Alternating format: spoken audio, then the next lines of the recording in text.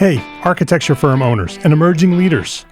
Get ready for unparalleled insight into the development of a world-class architecture firm and a worldwide organization driving the digital transformation of the design and construction industry.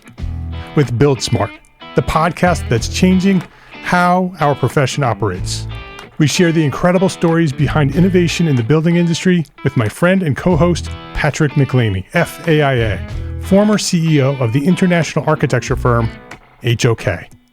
You know, Yamasaki's office or firm lasted during his lifetime. And when he passed away, I think that was the end of the Yamasaki office. Helmut did not want that. He wanted a firm that would live out and grow beyond the founders.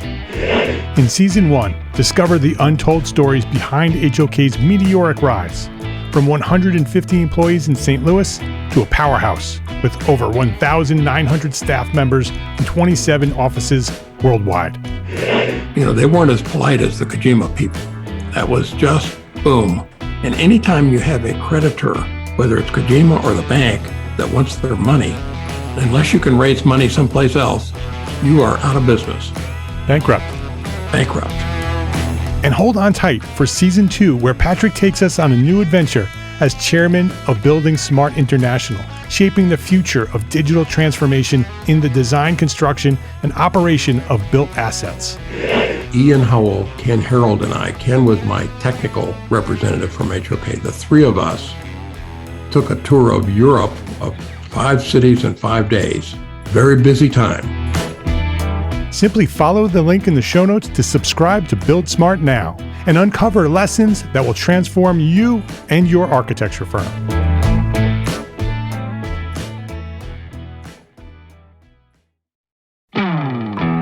Hey, architecture firm owners and emerging leaders. Get ready for unparalleled insight into the development of a world-class architecture firm and a worldwide organization driving the digital transformation of the design and construction industry. With Build Smart, the podcast that's changing how our profession operates. We share the incredible stories behind innovation in the building industry with my friend and co-host, Patrick McLeamy, FAIA, former CEO of the international architecture firm, HOK. You know, Yamasaki's office or firm lasted during his lifetime. And when he passed away, I think that was the end of the Yamasaki office. Helmut did not want that. He wanted a firm that would live out and grow beyond the founders. In Season 1, discover the untold stories behind HOK's meteoric rise, from 150 employees in St. Louis to a powerhouse with over 1,900 staff members and 27 offices worldwide. You know, they weren't as polite as the Kojima people. That was just boom. And anytime you have a creditor, whether it's Kojima or the bank, that wants their money, unless you can raise money someplace else, you are out of business. Bankrupt. And hold on tight for Season 2, where Patrick takes us on a new adventure as chairman of Building Smart International, shaping the future of digital transformation in the design, construction, and operation of built assets. Ian Howell, Ken Harold, and I, Ken was my technical representative from HOK. The three of us took a tour of Europe of 5 cities in 5 days. Very busy time. Simply follow the link in the show notes to subscribe to Build Smart now and uncover lessons that will transform you and your architecture firm.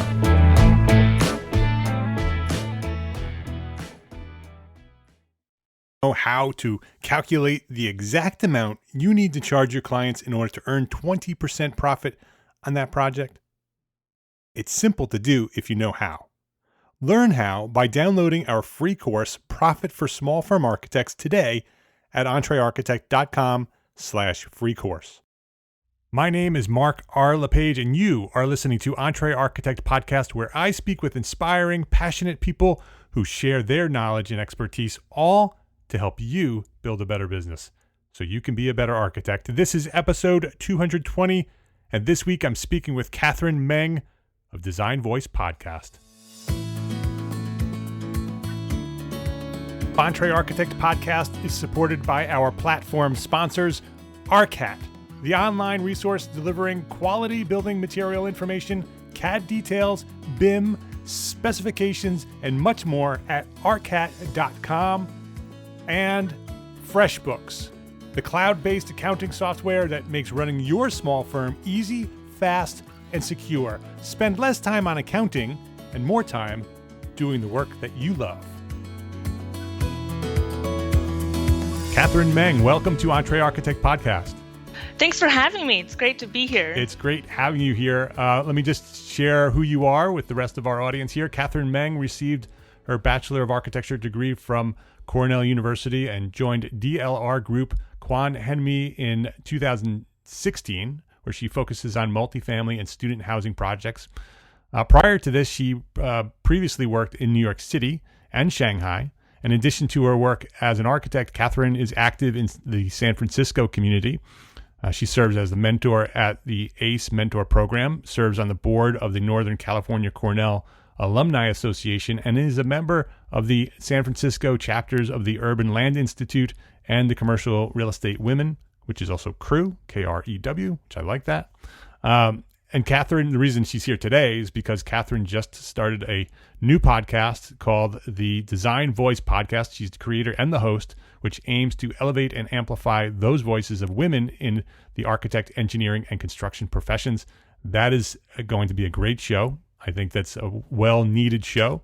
So I'm looking forward to watching you grow that podcast, Catherine. Before we get into that story, because I want to talk about the podcast and why you did it and what inspired you to do that and where you want to take it.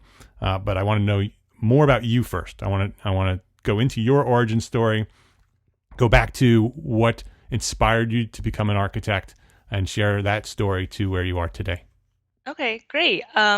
So when I was growing up, I don't even think I knew that the profession of architecture even existed. I grew up in a suburb south of Denver, and I just was never exposed to the concept that people purposefully design buildings.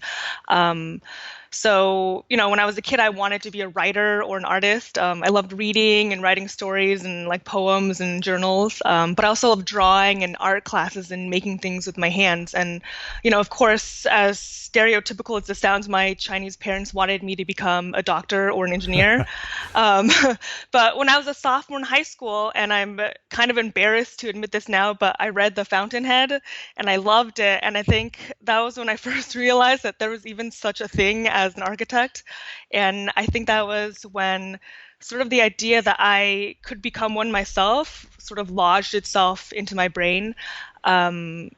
During spring break of my junior year of high school, I went on this class trip to Italy, and that was my first real exposure to like truly beautiful buildings. We went to Rome and Florence and Venice, and just seeing all the old, from everything from the ruins to the cathedrals, I was just completely in awe the entire trip. And I distinctly remember, I was climbing up the stairs to the top of Brunelleschi's dome in Florence, and I was just in complete awe of like both the internal structure of the building, but then also like seeing the views from the top of the city and the red roofs of all the Florence buildings. And I think it was this sort of beautiful moment. And as cheesy it sounds, I think that was when I decided I wanted to become an architect. Yeah. That was in high school, you said? That was a high school trip? That was in high school, yeah. It was a junior year of high school trip. Yeah, what a fantastic opportunity to do that. Yeah, it was amazing. It was part of a AP European history class, but it sort of spurred me into wanting to become an architect. So I ended up applying to half architecture schools and then half liberal arts schools, because part of me still thought I might wanted to be like a comp lit major or a poli-sci major. But I ended up only getting into the architecture school. So I was like, I guess I have to go to architecture school.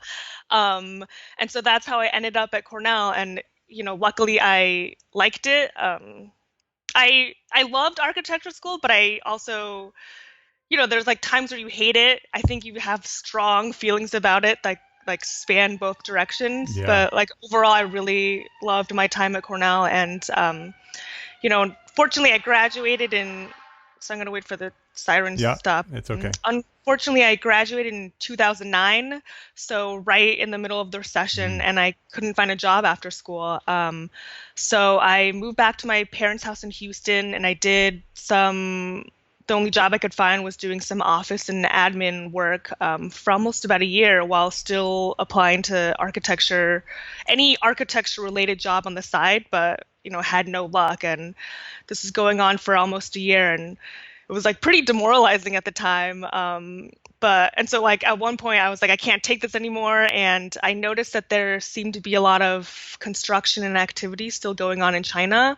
And so literally I decided one day I'm going to just move to China and see if I can find a job there and work there. And so I literally Googled Shanghai architecture firms and applied to the first couple that, the first few search results that popped up, and then took a job with a firm that was willing to apply for a work visa for me. And then I ended up moving to Shanghai, and I worked there for about a year and a half. And that was an amazing experience. I worked for a small interior design firm there, and it was a pretty international staff. It was a husband and wife team, and the wife was Chinese and the husband was from Switzerland. And so there was a mix of a lot of local Shanghai architects as well as a lot of international people. And it was sort of probably like the best career boot camp that one could have. I was just thrown into managing my own little projects like right out of school, and I was expected to communicate directly with clients and do all the CDs for my projects and negotiate contracts with the contractors. And I think one time I even had to haggle the price for lighting fixtures from a vendor, like stuff that doesn't happen in the US, but Right. stuff you have to do in China. And so I was exposed to all aspects of like running and designing and like managing. Like they were pretty small projects, but I think it was just a great experience. And after about a year and a half, I decided I wanted to go back to the US. So I moved to New York and applied for a bunch of jobs there. And of course I was like, oh, I have all this CA experience and like CD experience. And I think that's what, really helped me get my foot in the door at the small firm I worked at in New York. And it was a somewhat similar experience in that it was a really small firm. So just myself and the firm principal and then the occasional intern. And we started off doing mostly like gut renovation projects of like townhouses in Brooklyn. And then over the course of 5 years, as the economy got better, the firm grew to maybe about 10 people, and we started doing new construction, like about 8-story like apartment buildings all over New York City. And so I sort of got to experience going from 3 to 10 employees for a small firm is a pretty big increase. And so I got to sort of experience and witness that firsthand, which was also really amazing. And what year was that in New York? So that was like a year and a half later, so 2011 or so? 2011 through 2015. Yep. End we're of starting to crawl out of the bad economy. Yeah. Things were getting better. Yeah. Yep. So things were getting a lot better. And, I think for a lot of people, I'm probably generalizing, but the 5-year mark is about when people in New York decide they're going to stay forever or get out. And so my husband and I decided we just couldn't handle the East Coast winters anymore. And he's originally from San Francisco. And so we decided to move back out west. And, my family is still sort of on the West Coast as well. And so we moved to San Francisco and have been here for about 3 years now. And so I got a job at a mid-sized firm in San Francisco. I think it's pretty well known in San Francisco. It's called Quan Henme Architects. And we do mostly multifamily housing and then some transportation projects. And then about a year ago, our firm merged with DLR Group, which seems to be this merger acquisition thing seems to be the trend. But I think it's opened up a lot of opportunities for our firm and sort of allowed us to expand the type of projects that we work on from beyond just housing and transportation. So are you still working independently, or are you merged in with the bigger so firm?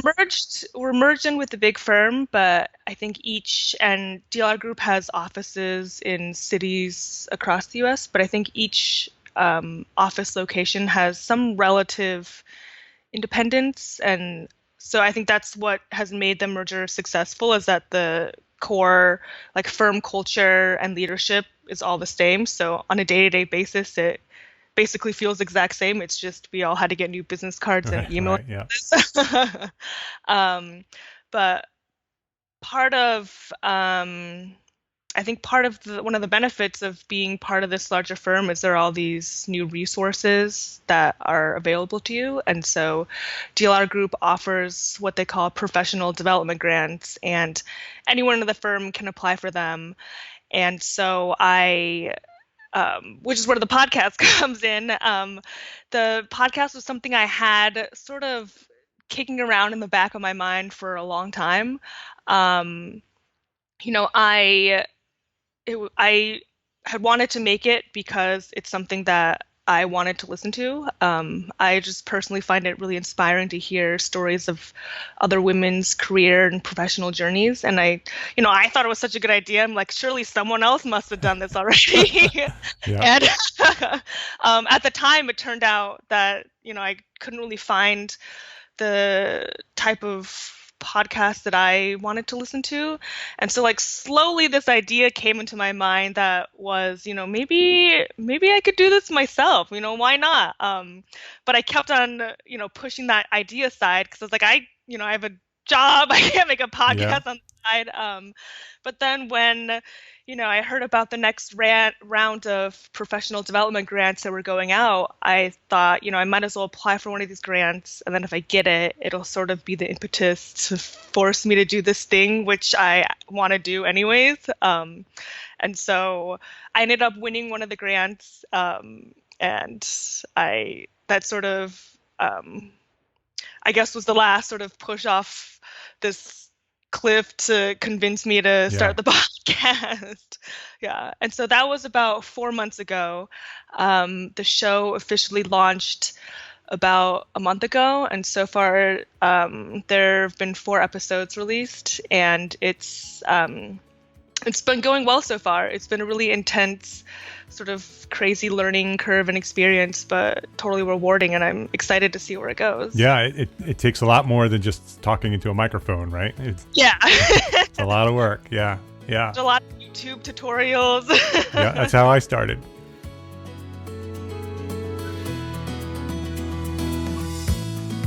Thank you to our platform sponsors at Entre Architect, ARCAT, and FreshBooks. Are you ready? Are you ready for a summer trip? A summer trip to New York City? ARCAT is heading to the Big Apple for the AIA Conference on Architecture this June, this summer. Come visit the Big Red A at booth 707 on June 21st and 22nd at the Javits Center at the AIA Conference on Architecture, where every morning ARCAT will be serving coffee for visitors, and throughout the day, we'll have their BIM expert, Robert Wagant, explaining their new Revit plugin, BIM in It. BIM in It. Get it? BIM in It. Stop by booth 707 anytime to learn how ARCAT can save you time and money finding product information for your projects. Remember, just look for the Big Red A. You cannot miss it. Just look across the floor, look for the giant Big Red A, and come over there and say hello. And to learn more about ARCAT and how they can help you be more effective and more efficient as a small firm architect, visit entrearchitect.com/ARCAT. FreshBooks makes it simple to send invoices, post your expenses automatically, track your time for your whole team by project, and get organized with reports, communications, notifications. It does everything. Getting started with FreshBooks is ridiculously easy. Most people send their first invoice seconds after starting their free trial. The same goes for tracking time, managing expenses, collaborating with contractors, and viewing financial reports. Fast, easy, maybe even life-changing. And if you need help at any time, free award-winning customer service is just a phone call or email away. And if you ever have any second thoughts, don't worry about it. On top of your free trial for Entre Architect listeners, you get a 30-day money-back guarantee, so you don't ever have to worry about choosing FreshBooks. So give FreshBooks a try. Try it free. That's free for 30 days. Just visit entrearchitect.com/FreshBooks and then let them know that we sent you by sharing Entree Architect in the How Did You Hear About Us section. That's entrearchitect.com/freshbooks to access your free, unlimited 30-day trial. ARCAT and FreshBooks, please visit our platform sponsors today and thank them for supporting you, the Entree Architect community. You're about 4 episodes in. You do it bi-monthly, twice a month? Bi-monthly, yes. Yep.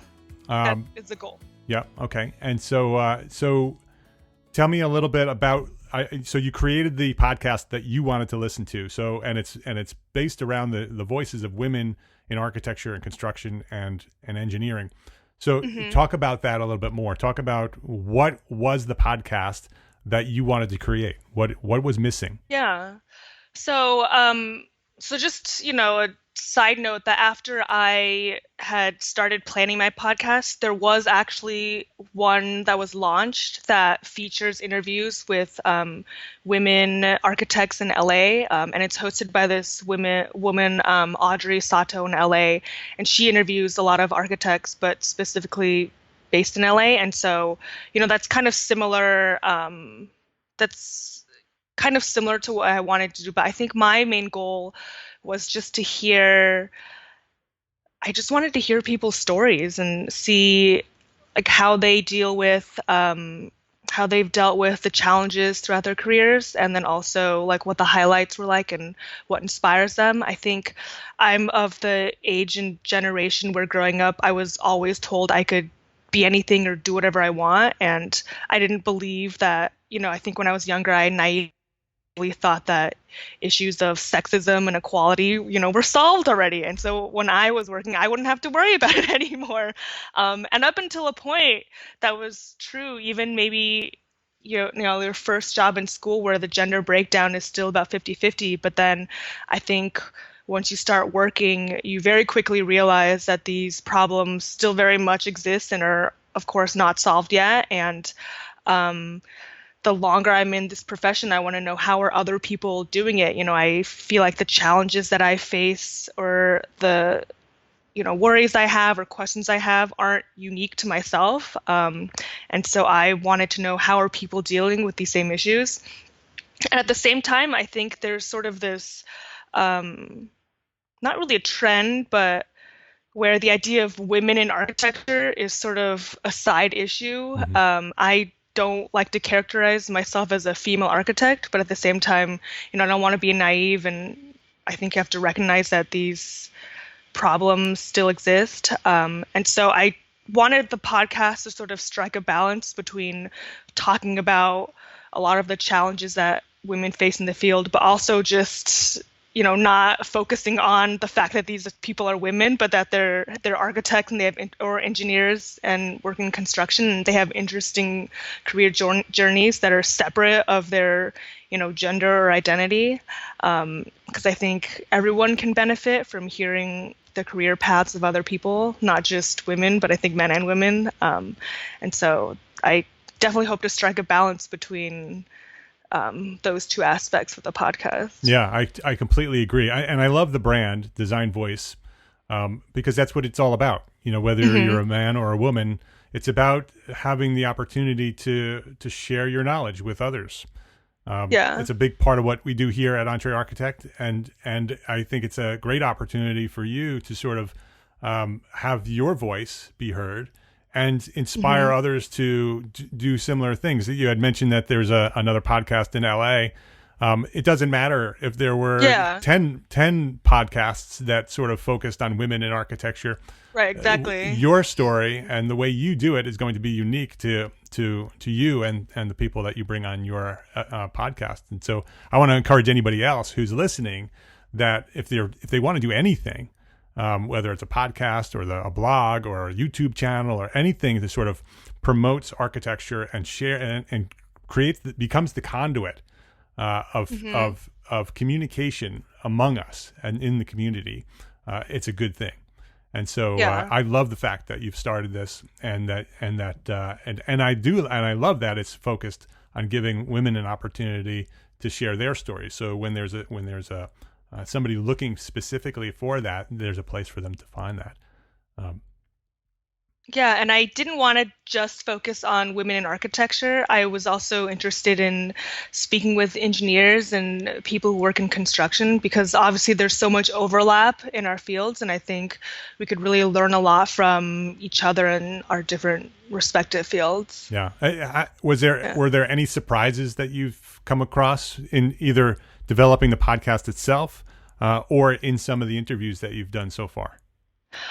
Um, I think one big surprise that I've discovered as I've made the podcast is this is probably also a generalization, but I think sometimes women struggle with asking for what they want. But if they're asking it for a greater team or for the company, then they're more willing to ask for it. And so I'm definitely on the more introverted side and am not, I'm definitely more shy when it comes to being an advocate for myself. But for some reason, when I started making this podcast, I've just been completely shameless about reaching out to anyone who like might know someone who's someone at a firm. Because in my mind, I'm like, I'm not asking for myself. I'm Yeah. asking for the podcast, which is myself. But, it's sort of in my mind, it's benefiting like the greater good. And so it's sort of it's kind of been freeing to you know know what it's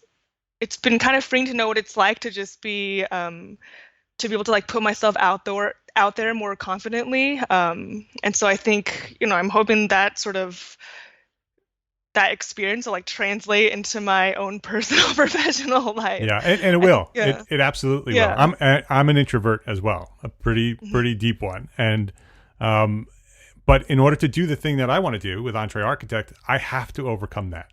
Right. One of the reasons, just like you, one of the reasons I started the Entree Architect podcast is to sort of create this structure for me to sort of learn what I need to learn and give myself this challenge to overcome my shyness and my introversion, if that's a word, and that sort of absolutely has given me a more sense of strength, has given me the courage to sort of continue and grow things, and it has inspired me to create the platform for others to share their knowledge, because I think that's what you and I are both doing.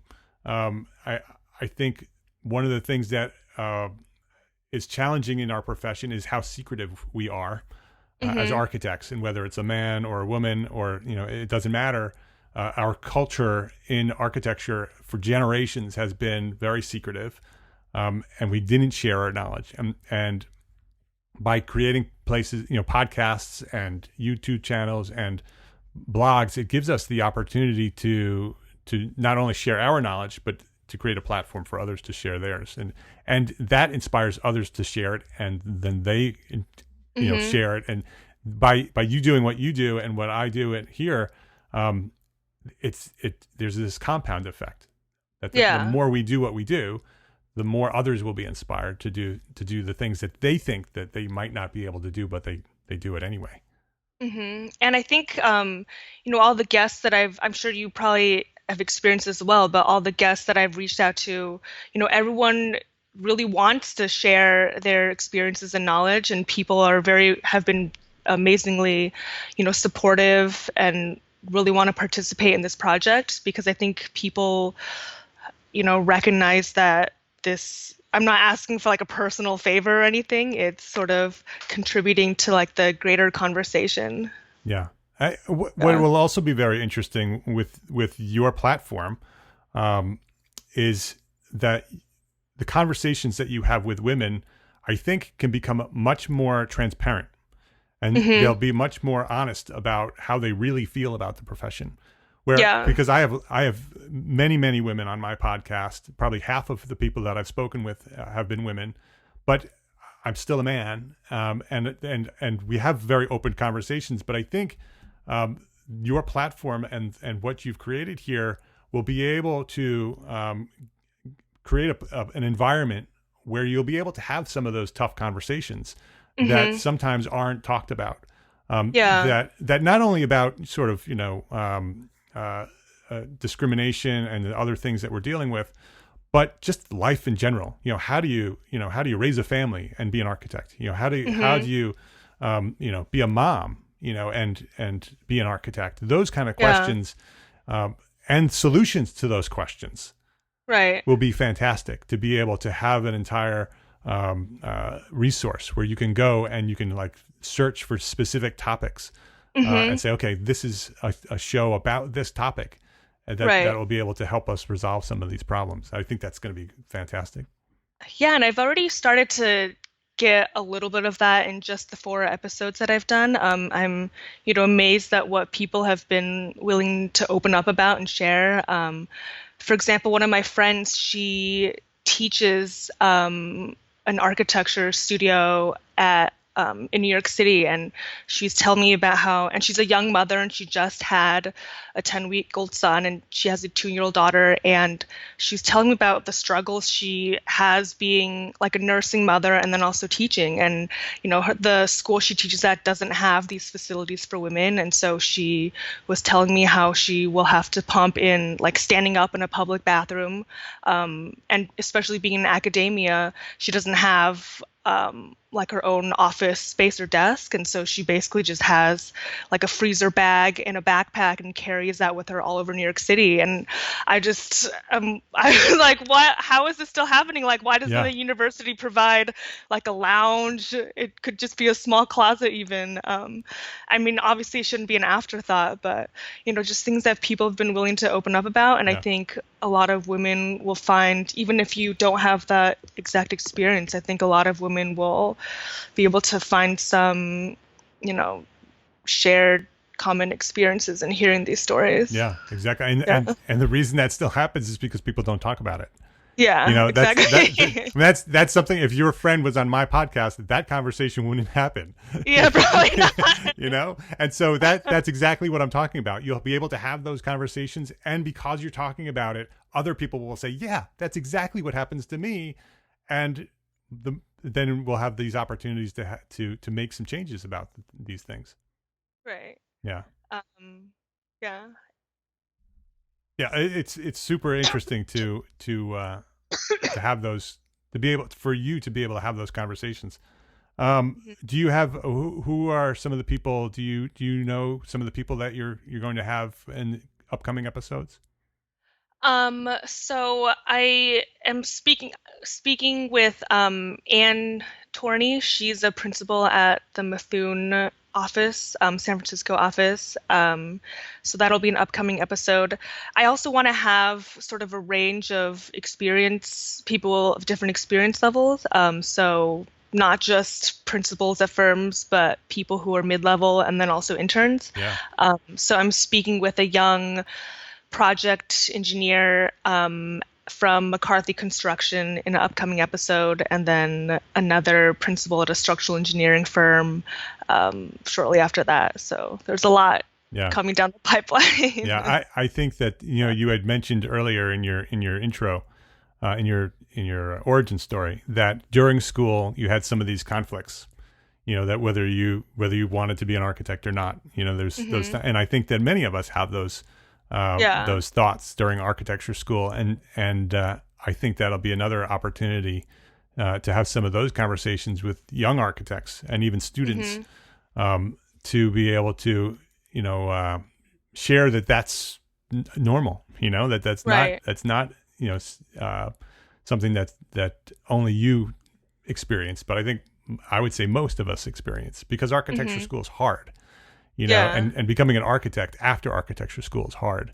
And the more we talk about it, the more we realize that we're not that different, that the architects all throughout. And that's one of the surprises that I've discovered by building the Entree Architect platform is how similar we all are, no matter where we're practicing architecture, whether it's in New York or San Francisco or Shanghai or Africa, anywhere that you practice architecture, we're all dealing with the same problems, and by talking about those problems, we can find some solutions. So it's great to have you as out there as a voice, doing this podcast. Yeah, and that was one topic that one of my guests brought up. She is the co-founder of what is called the SE3 project, and it's sort of the structural engineering equivalent of equity by design. Mm-hmm. And so, they've been trying to convince people that issues of work-life balance, pay equity, flexibility with work, these aren't just women's issues, but issues that everyone should be concerned with. And so a lot of time, these sort of equity by design SE3, I think SE3. it stands for structural engineering, equity, engagement. Got it. Yeah. Yeah. I think sometimes people just look at them, if they don't know too much about the organizations, I think they just look at them and assume that they're only about women and minorities, when in fact it's about how do we make the profession better for everyone. And so when you make it better for everyone, it, by default also makes things better for women and minorities. Yeah. But that the end goal is to make it better for everyone. Yeah, I completely agree. Rosa is a friend of mine, and I've been very involved in the things that she does at Equity by Design. And I agree. The things that Rosa is talking about are architecture issues, people issues.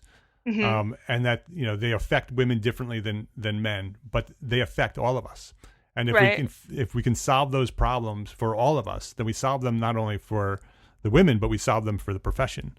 And we exactly. then we all thrive and we become a stronger profession. And I think that, we've found ourselves in the last, decade or two, sort of struggling with the identity of architecture, of who we are and what we do, and some of the struggles that we have. And I think that platforms like Equity by Design and Design Voice Podcast and others, that's how we're going to grow. That's how the profession's going to get better is by talking about these issues and then creating some ways to fix these issues and then proceeding and fixing them.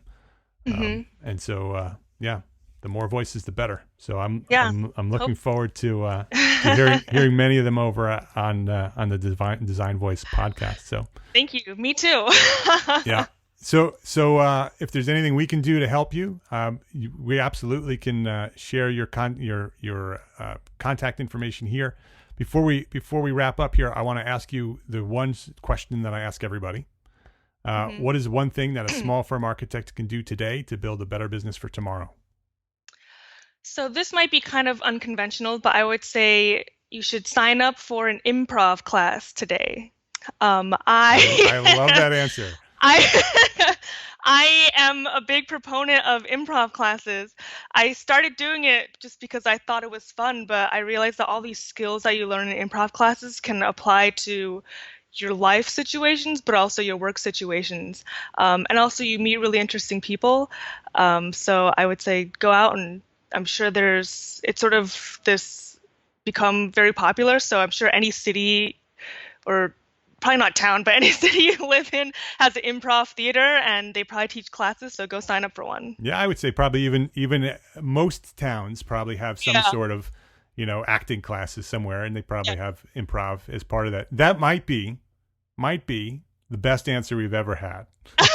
I think that's a great answer to that, because I think that goes so many different places. I mean, it gives you more confidence. It gives you communication skills. It gives you a better way to respond when you need to respond. That's a great answer. Thank you for sharing that. On the web, designvoicepodcast.com. If you want to go check that out, you can search it on iTunes and subscribe. So go do that. On Twitter is @DesignVoicePod. So you can go to Design Voice Pod on Twitter and say thank you to Catherine for sharing her knowledge here today at Entree Architect Podcast. And Catherine, thank you very much for coming to join me here and for sharing your knowledge at Entree Architect Podcast. Thank you so much. Thank you for what you're doing. Oh, you're welcome. Thank you for listening to Entree Architect Podcast. This is episode 220. Please share this episode. Share this link, entrearchitect.com/episode 220. That is how we get the world to know what we're doing here at Entree Architect Podcast. One step at a time, one architect at a time. We will change the world by helping architects build a better business. entrearchitect.com/episode 220. Thank you. And go check out my friends' podcasts, ArcaSpeak and Inside the Firm. 2 fantastic podcasts. If you like Entre Architect podcast, you're going to love ArcaSpeak podcast with Evan and Neil and Cormac. 3 great guys talking about architecture every week, just diving right deep into what's happening in their worlds. And go check out Inside the Firm with my friend Alex and Lance.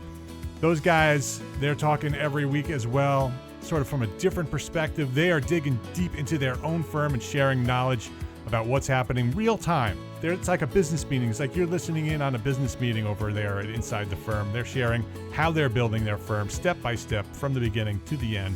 Well, we're gonna find out how it ends, right? Years and years and years from now, when they are billionaires, I won't doubt it. Inside the Firm podcast and ArcaSpeak podcast. Go check them out. Great shows, great people. Go support them. The Entre Architect community on Facebook. It is the most interactive, most supportive, most encouraging, most positive place on the internet for small firms. Come join us. It's free.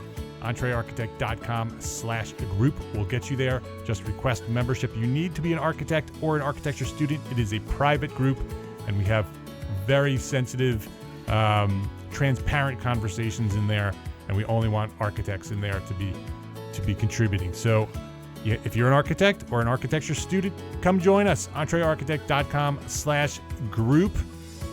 And don't forget our free profit course. My lips are not working right now. Go check out our free profit course, because this is the bottom line. You build a better business, you will have the time and the resources and the money to be a better architect. That's the way it works. So you need to build a better business. You need to be profitable. And this course, it's free. Our free profit course at entrearchitect.com/free course. Go download it right now. Go check it out. It's a video course. It is something that I would sell, but I want you to have it for free. entrearchitect.com/free course. Go build a profitable, thriving architecture firm. I'm going to show you how in that course. entrearchitect.com/free course.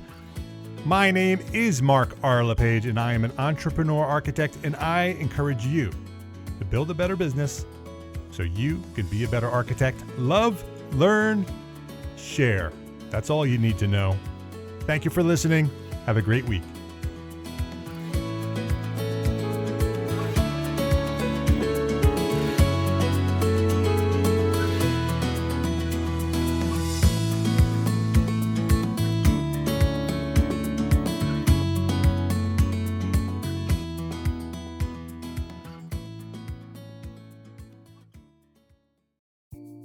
Imagine earning continuing education credits while doing exactly what you're doing right now.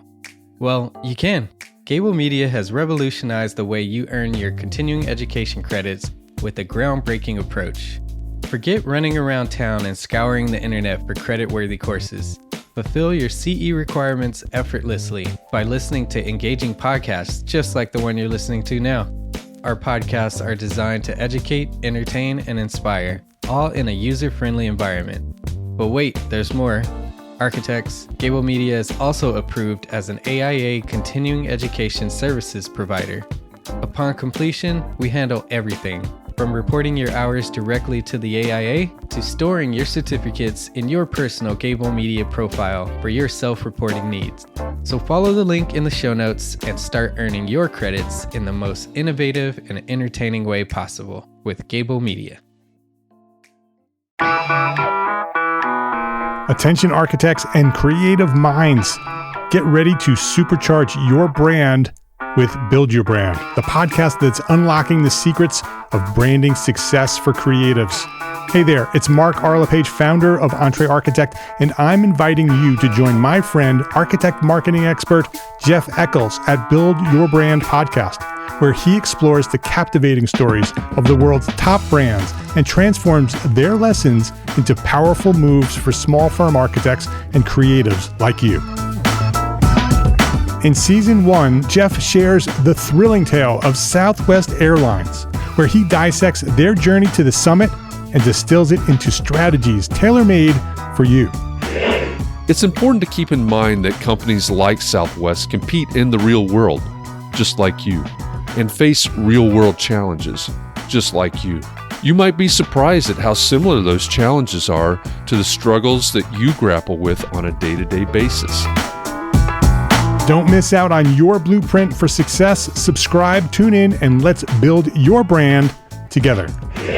You may have noticed that the very best brands in the world are also known for having somewhat unique corporate cultures. That's often the glue that holds everything together when they encounter those rough spots. We don't do it because it inconveniences the passengers to whom we are primarily dedicated, the short-haul, frequent flyer.